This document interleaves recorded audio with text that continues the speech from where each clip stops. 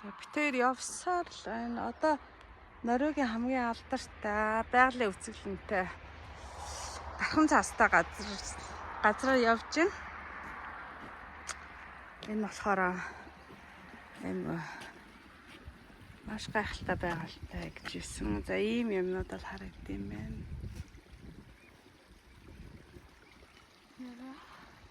Энэ ингээд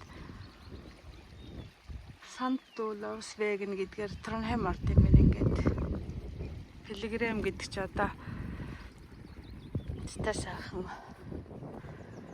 нэг даянчлал гэдэг үлээ манай монголоор чинь нэг тийм санагдаад байна. За одоо ингээд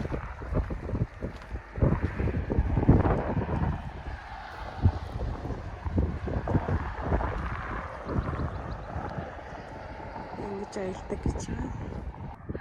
За ингээд нэг ингэж хардаг юм байна.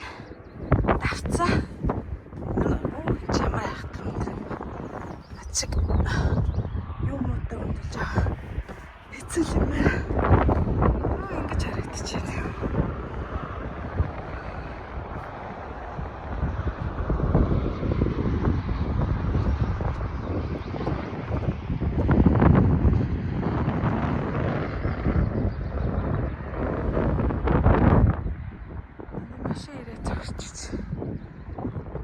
Зэрлэг өхөрөөтэй гэдэг юм да.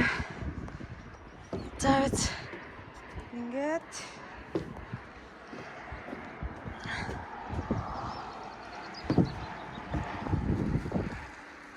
за ийм шоонууд байдаг гинэ.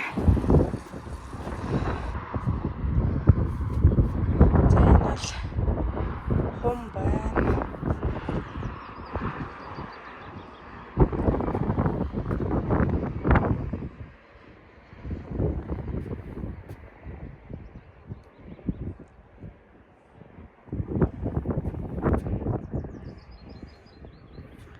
Энэ ч санаа шүү.